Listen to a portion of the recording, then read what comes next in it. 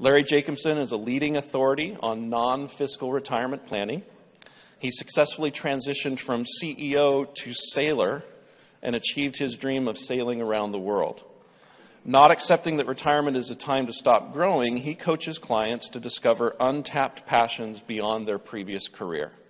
He's the author of the book, The Boy Behind the Gate, and the groundbreaking program, Sail into Retirement, which combines home study and personal coaching feedback. With over 50,000 blue water miles under his keel, Larry hasn't just been around the block on the subject, he's been around the world. So please give a warm Investments in Wealth Institute welcome to Larry Jacobson. Imagine our small boat flying off the top of a 30-foot wave, 30 foot, slamming down into the trough below, shaking and shuddering like a cannon. The seas had been built up to this enormous state because the winds had been blowing 55 to 60 knots for more than a day.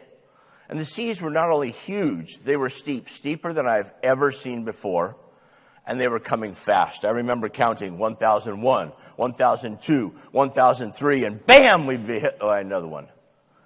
And the noise from the wind was piercing. It sounded like a wounded animal as it howled through the rigging.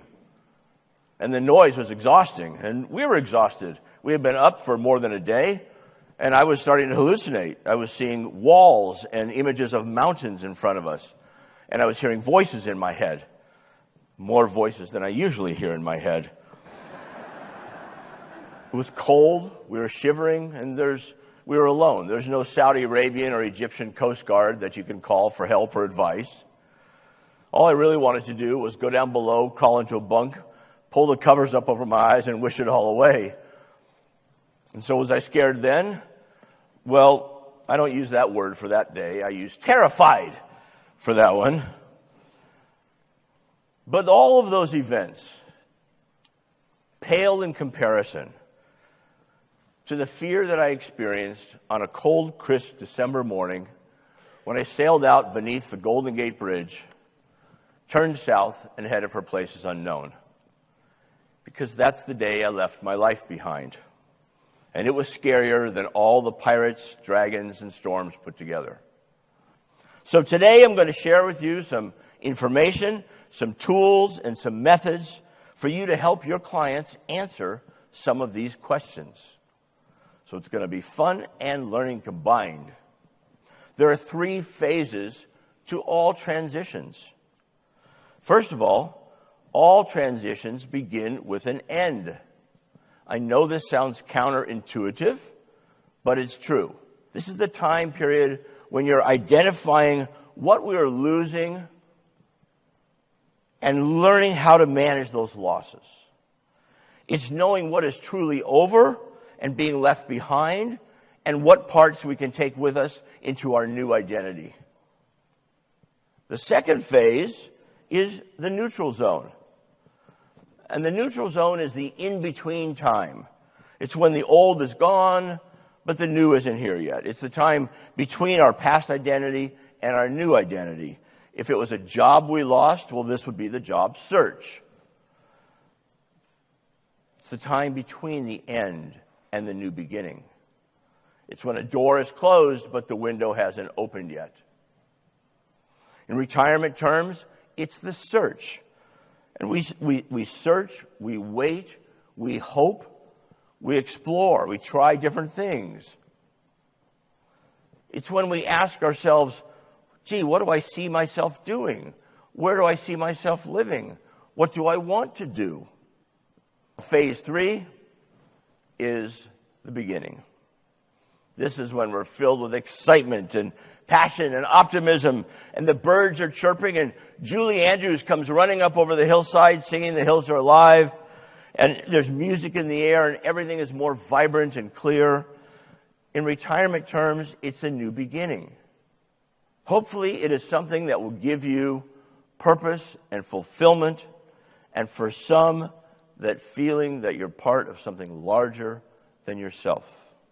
Haven't we all entertained the idea of reinventing ourselves and doing things differently? Sure we have. Everybody's done that. And retirement is that chance. And your number one concern Your number one concern when you retire will be your loss of identity.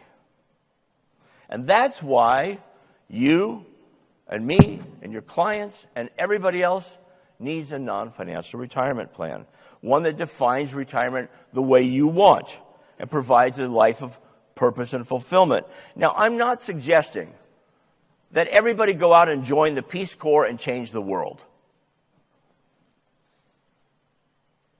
But I do believe that there is a happy medium between UNICEF and the golf course. So even for those who do come up with a great vision and a plan for how they plan to spend their golden years, there are lots of obstacles in the way to prevent those plans from becoming reality. Do you know the number one obstacle to us achieving our grandest dreams in life? Anybody shout it out? Well, usually I hear time, procrastination, money, job, spouse. They're all good answers, but they're wrong. Thank you for playing. The number one obstacle to achieving our grandest dreams in life is fear. It is the fear of leaving our comfort zone. The fear of letting go of the good things we have in our lives. Gee, I'd love to move to Italy for a year. Oh, wouldn't that be great? But who would watch the dog? We all have good things in our lives.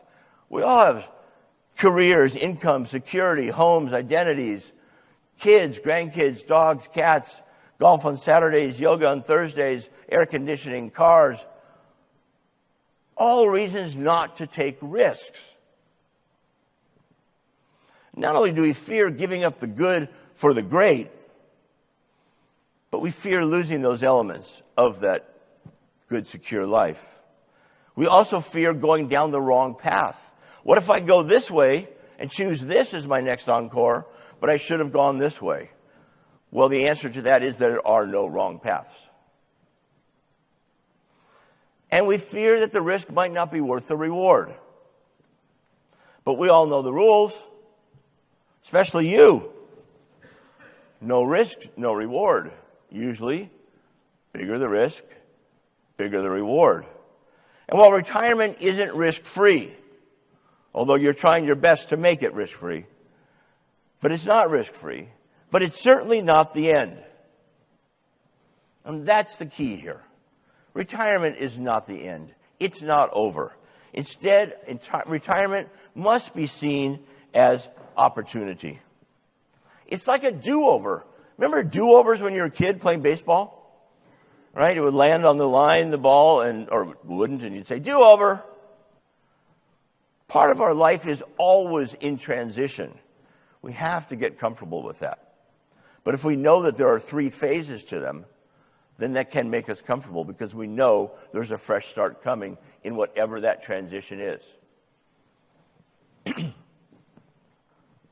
Well, I knew it was time to move on to something more.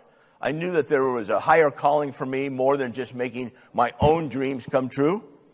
But what? So I was in that neutral zone, waiting, sometimes patiently, sometimes impatiently. I was exploring, I was hoping, and a phone call came. And it was a friend of mine who was a CEO. And he asked some business advice. And I gave him the advice, and it turned out to be good advice. And also, it felt good because I got that warm, fuzzy feeling that you get when you help someone, right? And then he told someone, and then they told someone, and they told someone. And the next thing I knew, I was a full-time coach for entrepreneurs and C-suite executives. Interesting point. The entrepreneurs all had the same question. Hey, Larry, can we pay you in equity so that when we make it big, then you'll get your money? And the answer was always the same. Hey, no thanks. But the C-suite executives all had the same question. And it wasn't about business. It was, hey, Larry, what am I going to do when I retire? And how did you do it? How did you do that? And I answered them all the same way. the first thing you're going to have to do is let go of being CEO. Oh my God, did that go over like a lead brick? Let go of being CEO. These people could not imagine. They had never even thought of that as an option. And I said, and then you're going to be swimming around in circles like a one-legged duck for a while when you're searching for something else. But then you will have your fresh start. As Nobel Prize winner André Gide says, man cannot discover new oceans unless he has the courage to lose sight of the shore. Or for you sports fans, you can't steal second base without taking your foot off of first. Well, not until after my journey's end did I discover the fulfillment and purpose that I was looking for. And that comes from inspiring you to make your dreams come true. I've already done it. I've made my ultimate dream come true. I've completed the Everest of sailing. I really love seeing other people make their dreams come true. I love inspiring other people. It's what makes me happy. It's what gives me that warm, fuzzy feeling. And dreams come in all sizes, from small to large. You don't have to sail all the way around the world to have an adventure, to fulfill a dream or pursue a passion. I learned that the expensive way. And you don't have to be an expert to move towards your passion. If I had waited to know how to do everything necessary to sail around the world before leaving, I would have never left the dock. I still wouldn't have left the dock because I still don't know everything necessary. But many people fear because they don't know the steps to take or which direction they're going that they don't even try. Try something. Try something. I'm living proof that you don't have to be an expert in your field to pursue your passion. You learn as you pursue your passion. The learning's part of the fun. I became an adventurer by default because at sea you either become brave or you turn around. But it's important to keep focused not on what we can't do,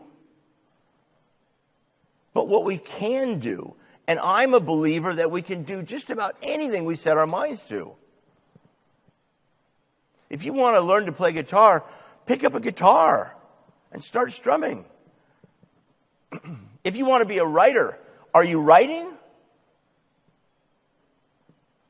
They're simple questions. Okay, well, I share my story to inspire. That was the day that I decided I was going to sail around the world. I announced it. I never hesitated, and I never doubted it. When I closed my eyes, I could see myself at the helm of my own cruising boat. When I kept my eyes closed, I could see myself sitting on a white sand beach in front of a turquoise blue bay underneath a swaying palm tree as warm trade winds blew gently on my skin, and I stared at my own boat at anchor. I could see myself sailing back underneath the Golden Gate Bridge after completing a circumnavigation. I could see friends and family standing on the bridge cheering. I could see boats coming out to greet us. I could hear champagne corks popping, and I could taste Veuve Clicquot champagne on my lips. That's how clear my vision was. We all have dreams and visions, and we take most of them to the grave with us. But if we are passionate, if we put in that one extra ingredient, passion, our visions can become reality. Mine did. After 6 years, 40,000 miles, and 40 countries, I sailed back underneath the Golden Gate Bridge after completing my circumnavigation. And it happened exactly as I envisioned it. If you look closely, you can see people standing on the bridge, and the picture was taken by one of the boats that came out to greet us. There were 100 people on the dock, and there were cases of Veuve Clicquot champagne. I achieved my dream of sailing all the way around the world, proving only one thing, that anybody can make their visions a reality, no matter how bold they are. What is it you want to do next? What's your encore? So let me finish with just a few questions to ask yourselves and your clients. What cause, passion, or purpose will keep you going when you face your own dragons, pirates, and rough seas? When you're on your last breaths, what is it you'll say you're glad you did? Or what is it you'll say you wish you had done? Your retirement should be one of opportunity. Remember, it's your chance for a do-over. So find your passion and purpose. Climb your mountain. Cross your ocean. For as far as I can tell, this is all we get. This is it. So get up and go for it and redefine retirement your way. Ladies and gentlemen, thank you very much.